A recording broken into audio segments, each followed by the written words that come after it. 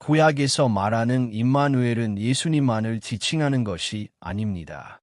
대부분의 사람들이 이렇게 알고 있는 것은 성경의 내용을 잘못 해석했기 때문입니다. 구약의 임마누엘이라는 용어가 등장하는 본문이 맥락을 고려하지 않고 단순히 몇 줄의 기록만 신약과 연결했기 때문에 그런 오해가 생긴 것입니다. 물론 예수님이 임마누엘임은 사실입니다. 그러나 임마누엘의 의미는 예수님에게만 국한되지 않습니다. 어둡고 방황하는 한 세대에, 다시 말해 구원의 길을 잃어버린 상황에서 하나님의 말씀을 회복하는 것이 바로 임마누엘이 되는 것입니다. 이는 하나님이 우리와 함께 하신다는 뜻으로 하나님의 섭리 안에서 그리스도께서 오신 것입니다. 다시 말해 오늘날의 상황으로 예를 들면 어떤 교회에서 목사가 성경을 잘못 가르쳐 모든 성도들이 그릇된 길로 가고 있었는데 하나님이 특정인을 통해 말씀을 바로 깨닫게 하고 그 교회를 올바른 말씀으로 다시 채우신다면 그때 그 바른 말씀을 나타내신 것이 곧 임마누엘이 되는 것입니다. 임마누엘이라는 용어가 등장하는 이사야서는 악을 멸하고 선을 세우시는 하나님의 선과 악의 원리를 보여주는 책입니다. 이사야 7장.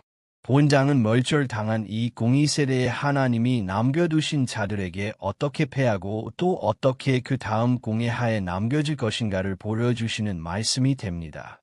역사적인 관점으로 보면 뜬금없는 기록이 되어 버립니다.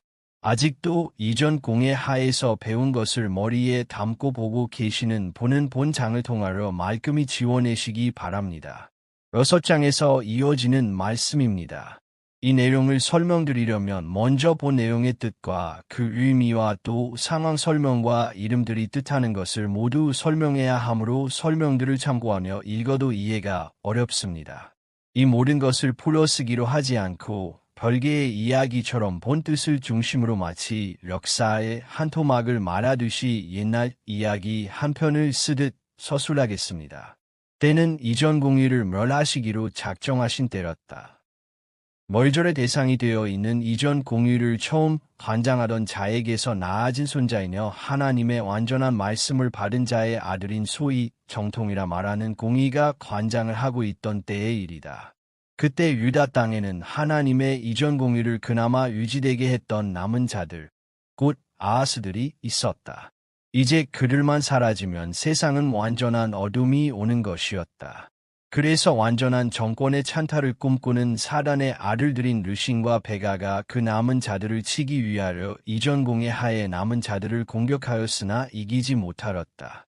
르신은 성경의 이론으로 우상을 만드는 자였으며 베가는 요한계시록을 말하며 미래를 점치는 자의 아들로서들 포도를 맺은 포도원인 이스라엘 중 가장 뛰어난 성경 이론을 가지고 있다고 자랑하는 자였으며 지혜 구함이 없이 자기의 눈으로 하나님의 말씀을 본다고 말하는 자였다. 이들이 유다 땅을 거의 점령하고 있었던 것이다. 그런데 어느 날 이런 소문이 들렸다. 세상에서 높음을 추구하는 자들과 세상에서도 잘 살고 천국도 가보자는 이중적인 열매를 바라는 자들이 서로 동맹하였다는 말이 들렸다. 이에 아하스들을 이끄는 자의 마음과 그 백성의 마음이 삼림이 바람에 흔들림같이 흔들렸다. 그때에 성령께서 다시 세우시는 구원의 법을 받은 이사야에게 말씀하셨다. 너와 내 아들 이전 공의 하에서 남겨진 내가 낳은 자를 데리고 이 못수도 끝 세탁자의 박힌 길에 나가서 이전 공의의 끝자락에서 이 못의 멸절을 알리며 회개할 것을 외치던 자가 그 마음으로 행하며 가던 구원의 대로 곧 성령의 법이 남아있는 곳으로 가서 거기에서 이전 공의를 유지하고 있는 자인 아하스를 만나 그에게 이렇게 말하라. 이제 너는 내가 하는 말에 순종하라. 아람 왕 르신과 르말리아의 아들이 시민호한다 할지라도 이미 베어진 연기 나는 도포직갱이 그루터기에 불과하니 두려워 말며 낙심하지 말라.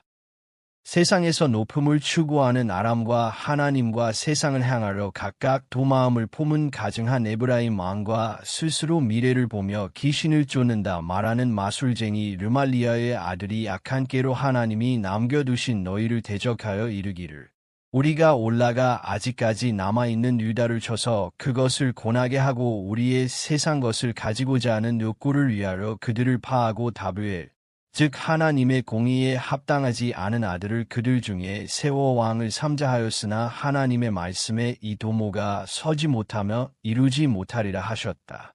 또 말씀하시기를 높음을 추구하는 그들은 말씀을 사고 팔며 서로 전쟁하던 곳에서 나온 것이며 또 그 논쟁의 장소는 성경으로 인하여 만들어진 것이기에 성경 말씀의 주인이신 하나님의 관할 하에서 나왔으니 내가 그들의 도모를 이루지 못하게 하면 그들의 도모가 어찌 이루어질 수 있겠느냐. 또한 가증한 도마음을 가진 자들은 병을 고친다고 귀신을 쫓는다고 하며 또 세상에서 잘 사는 것이 하나님의 축복이라 말하며 거짓 증거를 일삼는 자들에게서 나온 것이다. 또 그들은 하나님의 말씀을 학문적으로 보고 높음을 추구하던 자들에게서 나온 것이다. 그렇다면 그들이 내가 주인인 성경 안에서 나온 도적들이 아니나. 그러므로 그들이 아무리 학문적 식견이 높다 해도 65년 내에 하나님께 패력한 이전 공회하에 있던 자들 중에 자기의 죽음을 인지하고 살기를 바라는 자들이 완전히 사라지기 이전에 도마음을 가진 자들이 패하게 하러 다시는 하나님의 나라를 이루지 못하게 할 것이다. 만일 너희가 내가 그들을 파하겠다는 이 말이 행해지지 않을 것이라고 생각을 한다면 그렇게 생각을 하는 자는 나의 이 공의를 피함에서 남겨지지 못하게 될 것이다. 라고 하셨다. 하나님께서 또 이번에는 이전 공회 하에서 남겨진 아하스에게 이렇게 전하라고 하셨다. 너는 내 하나님 성령께 한 징조를 구하되 깊은 데서든지 높은 데서든지 구원의 법, 지혜를 구해 보라. 그래서 이사라가 아하스에게 그대로 전했더니 아하스가 말하기를 나는 구하지 않겠습니다. 나는 하나님을 시험하지 않겠습니다. 하는 것이었다. 그러자 이사라가 말하였다. 다윗의 집이여 청컨대 내 말을 따르라. 너희가 비록 지혜 구하는 것을 가르침 받지 못하여서 이렇게 되기는 했다만 어찌 되었든 그것은 이전 공회 하에서 너희가 사람들을 괴롭게 한 것이다. 그것은 작은 죄이기 때문에 너희가 남겨진 것이라고 착각하지 말아라. 이제라도 하나님의 명령을 듣고 하나님을 괴롭게 하지 말라. 그러므로 이제 내 말을 듣고 주께서 친히 징조를 너희에게 주실 것이니 지혜를 구해보라. 너희가 그렇게 한다면 처녀, 곧 이전 공의와 결혼하지 않은 자, 예수님을 등에 태웠던 아무도 등에 태워보지 않은 나귀 같은 너희가 하나님의 백성을 잉태하러 아들을 낳을 것이며 그 아들을 일컬어 임마누엘, 즉 하나님이 너희와 함께 하신다는 증거로 삼으실 것이다. 너희가 낳은 그가 선과 악의 기준이 명시된 잠언의 성령의 법의 가르침을 받아 선과 악을 분별할 줄 알게 되어 악을 버리며 선을 택할 줄 알게 될 때에 말씀 안에서 버터와 꿀을 먹게 될 것이다. 그 아이가 악을 버리며 선을 택할 줄 알기 전에 지금 너희가 미워하는 이 패역한 도왕의 땅에 있는 공의가 피한 받을 것이다. 우리는 이 말씀을 자세히 봐야 합니다. 기존의 두 가지 이해는 오해입니다. 먼저는 지금 이 말씀이 그리스도를 예언하고 있는 내용인 것으로 알고 있다는 것입니다. 물론 그리스도는 이치를 따라 나셨고 또 행하셨습니다. 이것은 예수님의 한정된 일을 나타내는 말이 아니라 공의를 폐하고 세우는 교체 섭리를 말하는 것이라는 점입니다.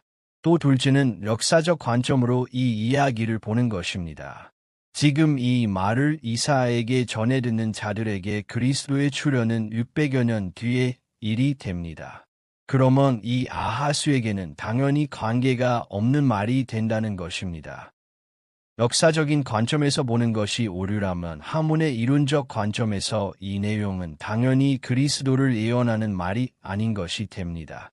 또한 이 내용을 당대의 일로 본다면 당연히 임마누엘이 등장하는 이런 일은 당대에 벌어질 수 없는 일이 되므로 오류가 됩니다. 결국 기존의 이 내용에 대한 이해는 이렇게 보아도 저렇게 보아도 모두 오류인 것입니다. 이제 이 말씀을 본서가 풀어쓰고 있는 영의 일을 서술하고 있는 관점으로 본다면 영적인 의미에서 이것은 그리스도의 때를 예언한 내용으로 적용을 해서 봐도 옳은 것이 되며 아울러 모든 그리스도 이후의 이전공의 하에서 남겨진 자들에게 하시는 말씀으로 적용을 해도 타당성을 갖게 됩니다. 그리스도께서 모세율법하에 이스라엘과 유대를 패하고 성령의 법을 완성하셨으며 그리하여 성령의 법, 즉 버터와 꿀을 먹게 된 것이며 또한 오늘날 이전공의가 피해지는 상황에서의 이야기로 보아도 타당한 이야기가 됩니다. 이전 공의 하에서 남은 자가 하나님께 징조를 구하려 그 징조로 아들을 얻게 될 것이라는 것과 임마누엘 이 하나님이 우리와 함께 계신다 는 의미를 합하면 결국 이사야가 전하는 말은 다음과 같은 말씀이 됩니다. 이제 내가 이전 세대의 공의 관장자들이 훼손한 공의의 법을 다시 세울 것인데 그 법은 지혜를 구하면 깨닫게 하시는 성령이 마음에 새기시는 마음의 법이다. 그 성령의 법을 관장할 자들을 이전 공의 하에서 하나님이 남겨두신 자들로 쓸 것인데 예수님을 십자가에 단 유대인들처럼 이전 공의 관장자들이 하나님이 남겨두신 자들을 핍박을 할 것이나 이미 하나님께서 그들을 이미 멸하시기로 작정하였으므로 그들의 도모는 이루지 못할 것이다. 이제 하나님께서 그 남은 아하스들에게 새로운 공의가 세상에 서는 징조를 주실 것인데 그 징조는 이것이다. 각각의 개인이 하나님께 지혜를 구하여 성령의 법을 깨닫고 그 말씀을 가지고 전도를 하게 될 때 그 나은 자는 주기도문에 우리에 해당하는 자, 즉 그리스도의 몸의 한 지체인 그리스도가 되므로 그 나아진 자가 곧 하나님이 너희와 함께 하신다는 징조가 될 것이다. 이 원리의 바탕 위에서 열처녀 비유나 혹은 서로 섬김의 도를 말씀하신 것입니다. 그럴 수밖에 없는 기존의 학문적 관점을 고수하든지 설명을 드린 대로 새로운 이해를 마음에 받아 남겨둔 자가 되시든지 그것은 이제 독자의 몫입니다. 하나님께서 도마음을 가진 자들인 에브라임이 유다, 즉 자기를 부인하고 자기 십자가를 지라는 그리스도의 가르침으로부터 떠난 그 패역이 시작된 때부터 당하여 보지 못한 나를 이전 공의 하에 있던 너와 내 백성과 내 아비 집에 임하게 하실 것인데 그 재앙은 곧 아수르 왕이 오는 날이 될 것이다. 임사, 아수르란 걸음이라는 뜻으로 세대가 진행이 되는 대로 하나님의 공의의 걸음에 의하여 멸하고 세움이 반복되는 섭리를 뜻합니다. 이 용어는 창세기에 처음 등장을 하며 물레의 근원이 되는 곳의 지명이기도 합니다. 하나님의 모든 섭리의 근원에 있는 정해진 이 이치를 뜻합니다. 그날에는 성령께서 애굽 하수에서 먼 지경의 파리와 아수르 땅의 벌을 부르실 것이다. 그들이 다 아서 거칠어진 골짜기와 성령의 법의 틈바구니와 재리의 유혹에 이끌린 마음으로 와서 이전 공의 하에 펼쳐놓은 초장을 더럽힐 것이다. 이 말씀은 계시록의 짐승 1, 이가 행하는 일을 말하는 것으로 무엇을 어떻게 하는지가 자세하게 언급되어 있습니다. 그날에는 주께서 하수 저편에서 세내어 오신 삭도 곧 아수르 왕으로 그 백성의 이 전공의 하이 모든 잡다한 사람의 이론들인 머리털과 인생에게 삶의 방법으로 제시된 발털을 미실 것이며 전도에 쓰이던 모든 말씀인 수렴도 깎으실 것이다.